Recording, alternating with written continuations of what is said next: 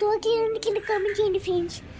చూసారు కదా, చూడండి ఎట్లా పడుకుంటున్నానో. ఇది నా కామన్ వే, ఇది నా చైను గైస్. మీరు చెప్పాలా? ఇగో ఈ చైన్ ఐరన్ అనుకోండి, ఈ చైన్ ఐరన్ది. ఈ కుక్కనే